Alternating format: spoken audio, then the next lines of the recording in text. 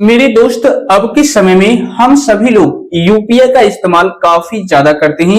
कहीं पर भी पेमेंट करना हो तो यूपीआई का इस्तेमाल करते हैं, या कहीं पर भी फंड ट्रांसफर करना हो तो वहां पर भी हम लोग यूपीआई का इस्तेमाल करते ही करते हैं। जैसे कि किसी दुकान पर जाते हैं, अगर कोई प्रोडक्ट हम परचेज करते हैं तो क्यूआर कोड के थ्रू स्कैन करके पेमेंट कर देते हैं। इसके अलावा किसी को फंड ट्रांसफर करना हो, पैसे भेजना हो तो हम लोग फोन पे, गूगल पे या फिर पेटीएम जैसे यूपीआई एप्स का इस्तेमाल करके पैसे ट्रांसफर भी कर देते हैं। लेकिन क्या कभी आपने ये सोचा है कि अगर आपसे बाय मिस्टेक रॉन्ग ट्रांजैक्शन हो जाए, यानी गलती से किसी दूसरे पर्सन के अकाउंट में पैसा ट्रांसफर हो जाए तो वह पैसा मिलेगा या नहीं मिलेगा? क्योंकि काफी सारे यूजर्स ये सोचते हैं कि अगर हमसे गलती से पैसा किसी के अकाउंट में चला जाता है, किसी अननोन पर्सन के अकाउंट में, तो वह पैसा दोबारा वापस नहीं आएगा, मेरे को नहीं मिलेगा, जबकि ऐसा नहीं है। दोस्त, इस वीडियो को आप लोग कंप्लीट देखिएगा।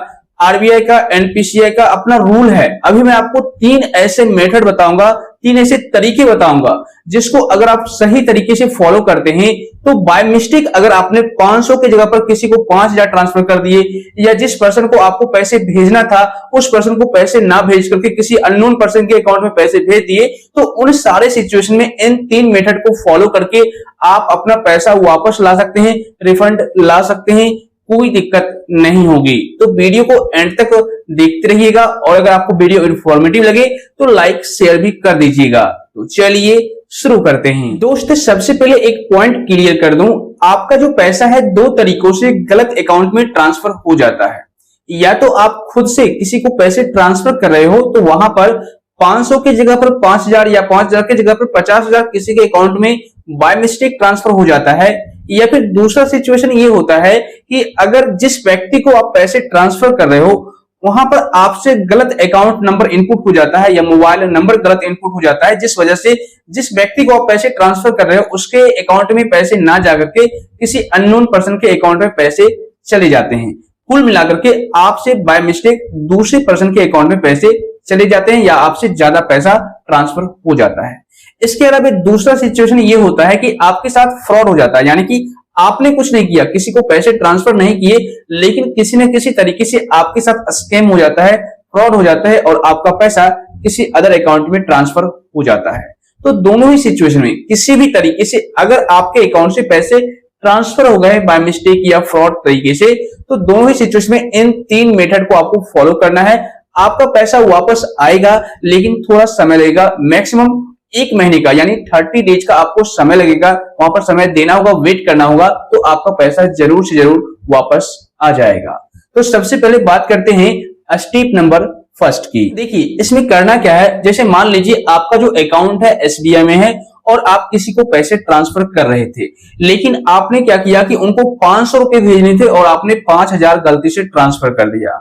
या फिर जिस पर्सन को आप पैसे भेज रहे थे बाय मिस्टेक आपसे कोई अकाउंट नंबर गलत इनपुट हो गया या मोबाइल नंबर का 1 डिजिट गलत इनपुट हो गया, जिस वजह से जिनको पैसे आप भेज रहे थे उनके अकाउंट में ना जाकर किसी अदर पर्सन के अकाउंट में चले गए। तो अब ऐसे में करना क्या है कि जिस बैंक अकाउंट से आप पैसे ट्रांसफर किए हो, मतलब जिस अकाउंट से आपका पैसा कटा है, तो सबसे पहले इमीडिएटली तुरंत के तुरंत आप अपने बैंक के कस्टमर केयर को कॉल कीजिए। जी हाँ, जैसे एसबीआई का अगर कस्टमर केयर है तो एसबीआई बैंक है तो एसबीआई के कस्टमर केयर से बात कीजिए, एचडीएफसी बैंक है तो एचडीएफसी के कस्टमर केयर से बात कीजिए। अब आप कहोगे कस्टमर केयर का नंबर मेरे को कहां मिलेगा, तो आपको उनके ऑफिशियल वेबसाइट पर देखने को मिल जाएगा, या फिर डेबिट कार्ड के बैक साइड में आपको कस्टमर केयर का नंबर देखने को मिल जाएगा, तो आप वहां से नंबर लेकर के कॉन्टैक्ट कर सकते हैं। तो जब आप उनसे कांटेक्ट करेंगे तो उनको सिर्फ ये कहना है कि सर, मेरा जो पैसा है बाय मिस्टेक मुझसे ही गलत तरीके से पैसे ट्रांसफर हो गए हैं, जबकि मैं उस पर्सन को पैसे भेजना नहीं चाह रहा था। इसके अलावा अगर आपका दूसरा सिचुएशन है कि 500 की जगह पर आपने 5000 भेज दिए, तो वो भी आपको वहां पर क्लियर करना है।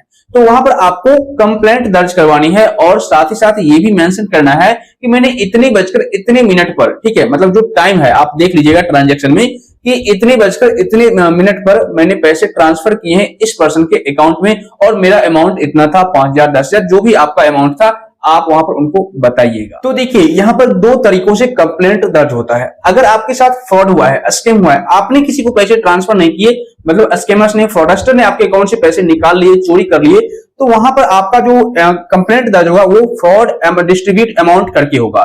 लेकिन अगर आपने बाय मिस्टेक किसी को पैसे ट्रांसफर कर दिए हैं खुद से, तो उसमें नॉन फ्रॉड डिस्ट्रीब्यूट अमाउंट का कंप्लेंट दर्ज होगा। ठीक है, तो आपको वहां पर पूरा डिटेल में ये बता देना है कि मैंने इस व्यक्ति को इतने बजकर इतने मिनट पर इतने अमाउंट का पैसे ट्रांसफर किया है, जबकि मुझे इतना करना नहीं चाहिए था, बाय मिस्टेक मुझसे हो गया और मैं अब उनको कॉल कर रहा हूं या फिर उनसे पैसे मांग रहा हूं तो वो मुझे नहीं दे रहे हैं। ठीक है, तो ये सारा डिटेल्स आपको बता देना है। अब आपके मन में एक सवाल जरूर आया होगा कि मेरा जो बैंक अकाउंट है वो एसबीआई में है और जिस पर्सन के अकाउंट में मेरा पैसा ट्रांसफर हुआ है उनका अकाउंट एचडीएफसी में है, तो भाई मेरा जो बैंक है उस बैंक से कैसे कांटेक्ट करेगी। तो यहां पर मैं क्लियर कर दूं, सारे बैंक का अपना अपना एक डिपार्टमेंट होता है, एक टीम होता है जो इन्हीं चीजों को हैंडल करती है, यानी फ्रॉड के पैसे को हैंडल करती है या फिर बाय मिस्टेक अगर आपसे पैसा ट्रांसफर हो गया है तो उनको हैंडल करवाती है, रिफंड करवाती है। ठीक है ना, मतलब कुल मिलाकर के सारे बैंकों का अपना अपना एक टीम होता है। अब क्या होगा कि जैसे मान लीजिए आपके एसबीआई अकाउंट से एचडीएफसी बैंक अकाउंट में पैसे ट्रांसफर हो गए, तो एसबीआई के जो टीम है जो इन्हीं सभी चीजों को हैंडल करती है या पैसे रिफंड वगैरह करवाती है, वो एचडीएफसी के टीम से, जो एचडीएफसी का टीम है जो इन्हीं सभी चीजों को हैंडल करता है, उनके टीम से कांटेक्ट करेगी और वहां पर यह बताया जाएगा कि मेरे एसबीआई में इस पार्टिकुलर कस्टमर का पैसा जो है आपके एचडीएफसी बैंक के इस पार्टिकुलर कस्टमर के अकाउंट में बाय मिस्टेक गलती से चला गया। ठीक है, या फिर किसी भी तरीके से अगर फ्रॉड भी हो जाता है तो वो बताया जाएगा फ्रॉड कर लिया गया है। ठीक है ना, अब यहां पर मैं उस पैसे को वापस लेना चाहता हूं, तो हमारे बैंक के जो कस्टमर है पैसा वापस लेना चाहते हैं बट वो रिफंड देना नहीं चाहते, तो इस सिचुएशन में ये बातचीत होती है, प्रोसेस होती है और आपका पैसा जो है मैक्सिमम 30 दिनों के अंदर अंदर वापस मिल जाता है, रिफंड मिल जाता है। क्योंकि ये सारा प्रोसेस बैंक करती है तो बैंक को प्रोसेस करने में थोड़ा सा समय लगता है और उस सिचुएशन में उस पार्टिकुलर कस्टमर का जो बैंक अकाउंट है उसको होल्ड भी किया जाता है या फ्रीज भी किया जाता है बैंक के द्वारा, ताकि वो अपने बैंक अकाउंट से पैसे विड्रॉल ना कर सके, निकाल ना सके। ठीक है ना, तो वैसे में ये सारा प्रोसेस करने में मैक्सिमम आपको 30 डेज तक वेट करना ही पड़ेगा। अगर आपका पैसा गलत तरीके से पैसे ट्रांसफर हो गए हैं तो उस सिचुएशन में आपका पैसा वापस आ जाएगा। लेकिन आपको यही ध्यान रखना है कि जिस टाइम आपका पैसा किसी गलत अकाउंट में ट्रांसफर हो गया है उसी टाइम इमीडिएटली आपको कस्टमर केयर से कांटेक्ट करके अपना कंप्लेंट दर्ज करवा लेना है, या फिर अगर आप होम ब्रांच जा सकते हैं तो होम ब्रांच में जाकर के कंप्लेंट जरूर से जरूर दर्ज करवा लीजिए, तो पैसा वापस आने में कोई दिक्कत नहीं आएगी। अब बात करते हैं सेकेंड स्टेप की। देखिए होता क्या है, नॉर्मली जब भी हम किसी को पैसे ट्रांसफर करते हैं या फिर पेमेंट करते हैं तो किसी न किसी यूपीआई ऐप के थ्रू ही करते हैं, जैसे फोन पे, गूगल पे या फिर पेटीएम जैसे यूपीआई ऐप का इस्तेमाल करके किसी को हम पैसे ट्रांसफर कर देते हैं। तो अब ऐसे में अगर आपसे फोन पे के जरिए या गूगल पे के जरिए या पेटीएम के जरिए किसी भी यूपीआई ऐप के जरिए गलत पैसे ट्रांसफर हो गए हैं, रॉन्ग अकाउंट में पैसे ट्रांसफर हो गए हैं, तो उस सिचुएशन में आपको सिंपल उसी यूपीआई ऐप को ओपन करना है जिससे आपने गलत ट्रांसफर कर दिया है। ठीक है, जैसे कि मान लीजिए अगर आपने फोन पे के जरिए किसी गलत अकाउंट में पैसे ट्रांसफर कर दिया तो सिंपल आप फोन पे को ओपन कर लीजिए। ओपन करने के बाद यहां पर सबसे पहले अनलॉक कर लेना है। उसके बाद आपको यहां पर हिस्ट्री का ऑप्शन दिखेगा, इस पर आपको क्लिक करना है। तो जैसे ही आप हिस्ट्री पर क्लिक करेंगे तो यहां पर आपको एक हिस्ट्री दिख जाएगी कि आपने कहां कहां पर कितने रुपए का ट्रांजेक्शन किया है। अब ऐसे में मान लीजिए अगर आपने किसी को पैसे ट्रांसफर किए हैं तो उस सिचुएशन में सिंपल उस पर क्लिक करना है, जो रॉन्ग ट्रांजेक्शन हुआ है उस पर आपको क्लिक करना है। ओके, जैसे कि देखिए यहाँ पर एक ऑप्शन है, मैंने आइसक्रीम वाले को 15 रुपीज पेड किया जबकि मुझे नहीं करना चाहिए था, गलती से ट्रांसफर हो गया। तो अब ऐसे में आपको करना क्या होगा, सिंपल इसी ऑप्शन पर क्लिक करना है। क्लिक करने के बाद यहाँ पर आपको सारा डिटेल्स दिख जाएगा, ट्रांजेक्शन सक्सेसफुल का, कितने बजे आपने किया है, किस डेट को किया है, ये सारा डिटेल्स दिख जाएगा, सब कुछ यहाँ पर ट्रांजेक्शन आईडी वगैरह दिख जाएगा। उसके बाद आपको करना क्या है, नीचे में एक ऑप्शन दिखेगा कॉन्टैक्ट फोन पे सपोर्ट, उसी तरीके से हर एक यूपीआई ऐप में आपको देखने को मिलेगा। तो आप इस पर क्लिक कीजिएगा। क्लिक करने के बाद आपके सामने इस तरीके से पेज आ जाएगा और यहाँ पर काफी सारे ऑप्शंस आ जाएंगे।